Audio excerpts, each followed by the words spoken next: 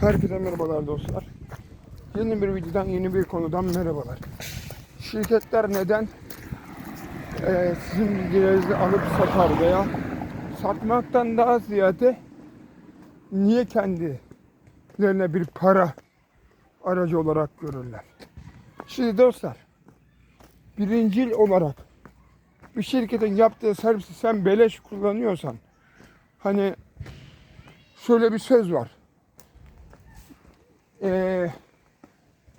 Beleş bir şey kullanıyorsan ürün sensin. Aslında mantık öyle. Paralı bir şey kullanıyorsan ürün senindir diye bir politika var işin içinde. Ama yine bu da bir ihtimal değil. Öyle anlatayım dostlar. Bir ihtimal değil. Öyle söyleyeyim. Bir ihtimal değil. Ama şu da var. Şimdi mesela çoğu Google'dan mesela örnek vereyim dostlar. Google nereye bilginizi satıyor olabilir? En mantıklı cevap YouTube, Gmail.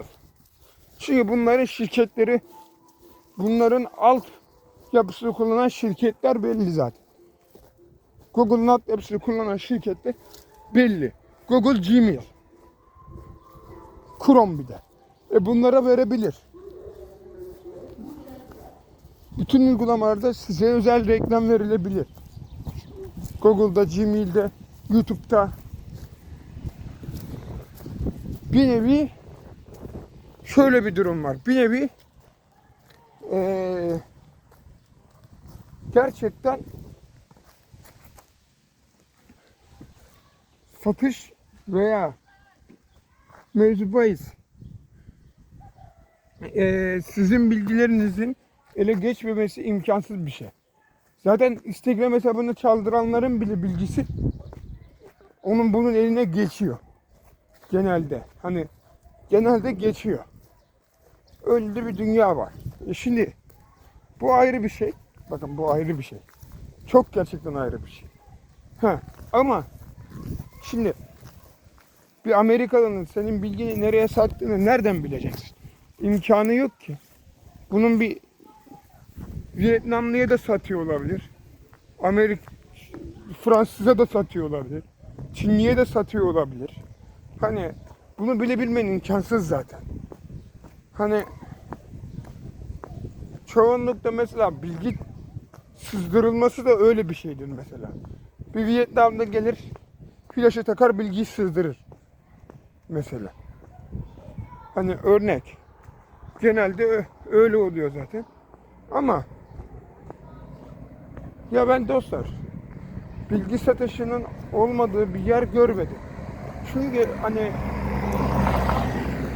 bir araba üreten marka bile bir grup içindeyse mesela Volkswagen ne yapıyor? Volkswagen kral araba üretiyor diyelim.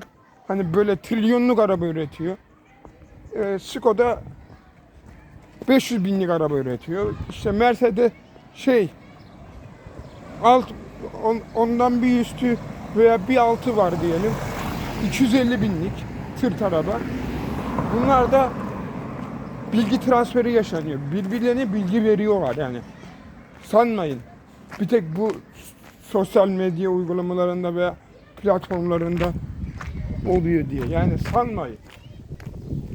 Veya sadece böyle Google gibi şirketlerin arasında Google gibi bir şirket de olduğunu sanmayın bunu.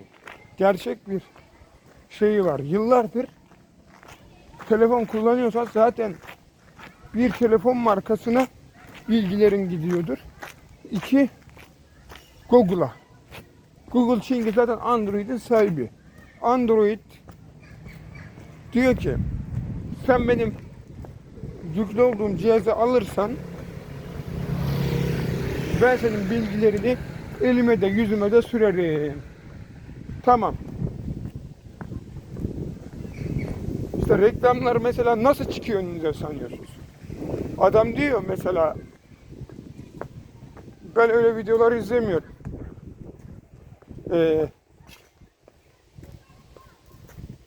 Arabayla alakalı videoları izlememesine rağmen arabayla alakalı reklam çıkıyor değil mi? Hep bu muhabbetler döndüyse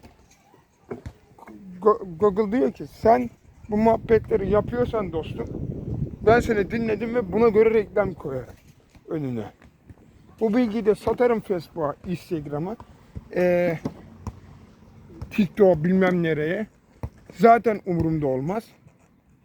Önemli bir şey değilsin sen benim için, yani bir kullanıcıyı önemsemiyorlar. Bilgi konusunda bilgi nereye giderse gitsin.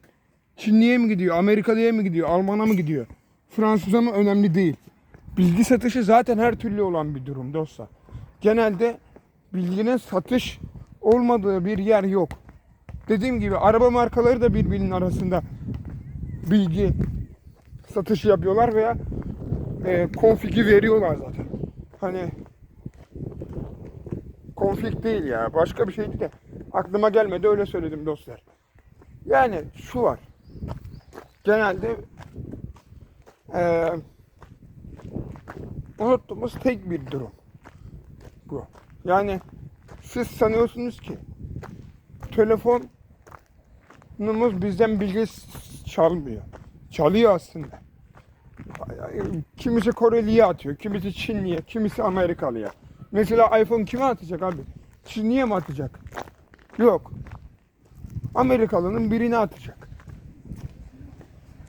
Alex'e atacak. Veya eline atacak. Yani bir de bir Barry diye bir adama atacak bu. Sen sanıyorsun hani bilgi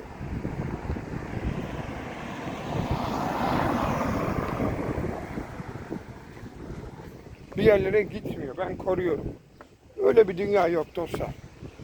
Zaten bankalar bile aynı o şekilde çalışır dostlar. Kredi güvenceniz yoksa hiçbir banka size kredi de vermez. Mesela ziraatte kredi çektiniz. Gidip ziraatinkini ödeyemediniz. Ziraat bütün bankalara söylüyor. Finans banka, işte bilmem kime. Bütün hepsine söylüyor. Buna vermeyin. Ahmet'e vermeyin mesela. Benimkini ödeyemedi, sizinkini de ödeyemez. Mesela yani 500 bin liralık bir kredi, bunu ödeyemiyor. Ondan sonra güvensizlik geliyor. Ödeyeceğim deyip ödeyemiyorsan güvensizlik gelir zaten. Genelde dostlar.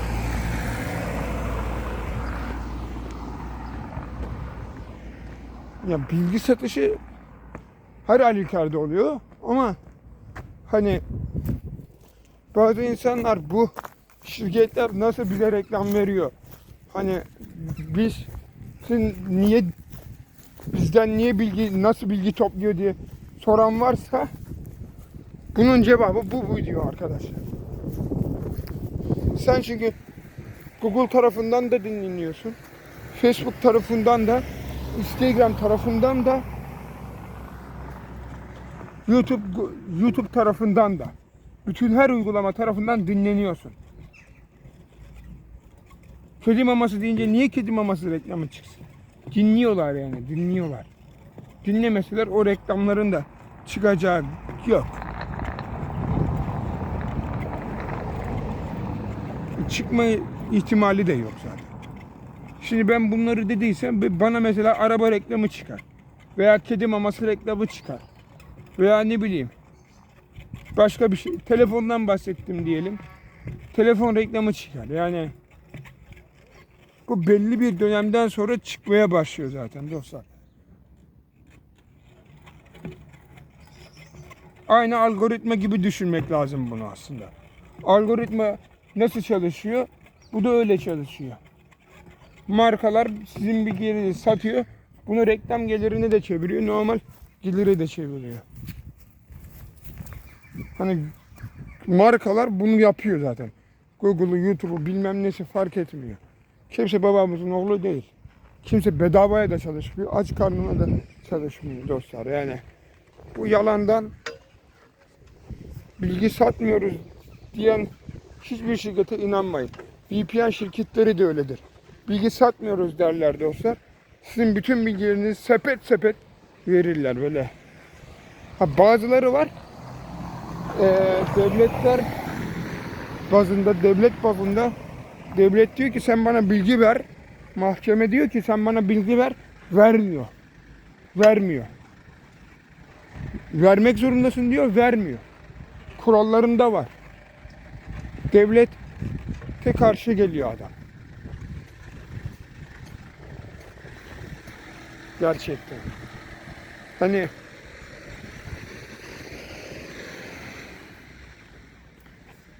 VPN kullanıcıları da dikkat et. Bilgileriniz bir anda saçılmasın. Ben mesela bilgisayarımda ne kullanıyorum dostlar? Cloudflare 111. Warp yani. Warp 111 kullanıyorum. Hani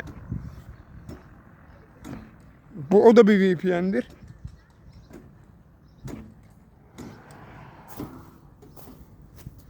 Asıl sıkıntı dediğim gibi bilgi satışının olmadığı bir yer yok. Bir şirketle anlaşmalıysa o şirket her zaman bilgiyi satar. Sen satma desen de satar yani. Sen para versen de satar. Ama bu sefer sana satar yani senin bilgini de. Başkalarının bilgisini de. Sen ne yaparsın? Elinde yüzüne bulaştırırsın, silersin. Tamam bitti. Allah yukarıda bir şeyler olur. Öyle söyleyeyim. Neyse bu videoluk bu kadar. Görüşürüz. Bay bay. Like deyip yorumlamayı. Bu konularda fikirlerinizi yazmayı unutmayınız.